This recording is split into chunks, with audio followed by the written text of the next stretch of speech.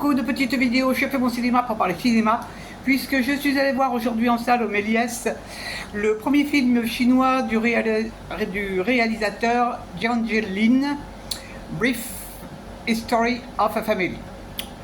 Alors je vous débriefe très vite fait l'histoire.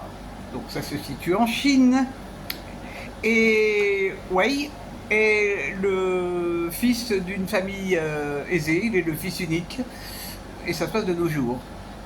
Et dans son école, enfin dans son lycée, son collège, il va rencontrer un jeune homme qui s'appelle Xiao, qui lui a des conditions de vie un petit peu moins à l'aise que Wei.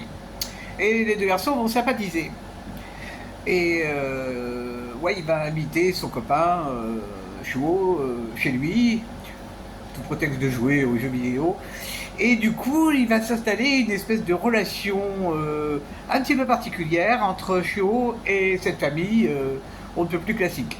Alors, ces deux garçons sont complètement différents. Ouais, il est, bon, bah, c'est un petit jeune homme de maintenant, les jeux vidéo, vraiment à fond la caisse. Ce qui énerve prodigieusement le papa, qui lui est un monsieur qui a un très haut poste. La mère est mère de famille. Elle a été hôtesse de l'air, mais elle est à présent mère au foyer. Quant à Xiao, lui, c'est différent. Lui, ce qu'il aime, c'est lire. Vraiment complètement différent, le gamin. Bon, alors Xiao, il a perdu sa mère, son père le maltraite, et donc il va être vraiment accueilli par les parents de Wei avec beaucoup d'attention, beaucoup d'attention. Les choses vont évoluer, bien sûr, et il va s'installer comme un drôle de malaise, quand même, dans cette famille, à cause de la présence de ce jeune garçon. Il est très souvent donc dans cette famille, il se trouve que son père qui est, paraît-il, alcoolique, qui le frappe. Donc on sent qu'il y a quelque chose qui est pas bien dans la vie du petit Xiao. Et les parents de l'autre jeune homme vont vraiment le prendre sous leur aile, à tout point de vue. Donc on va voir cette relation évoluer, et ça ne va pas être sans surprise. Je ne vous raconte pas la fin. Qu'est-ce que j'ai pensé de ce film? Alors ce film, j'ai eu besoin d'y réfléchir en sortant du cinéma, parce que c'est un film qui est... Alors, il y a un côté polar, parce qu'on se demande qu'est-ce qui se passe, si c'est vrai tout ça, si vraiment il est maltraité. D'ailleurs, le jeune homme Wei se pose la question.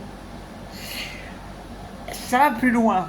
Je me suis même demandé, il faut dire que j'ai l'esprit compliqué quelquefois, je me suis demandé si vraiment ce jeune homme qui est parfait, qui correspond vraiment au rêve des parents, s'il existait vraiment, ou si c'était pas une projection des parents sur un fantasme d'enfant parfait qui va aller suivre des études aux États-Unis, alors que ouais, lui non, il veut pas aller aux États-Unis, il dit que sa vie c'est en Chine et c'est pas ailleurs.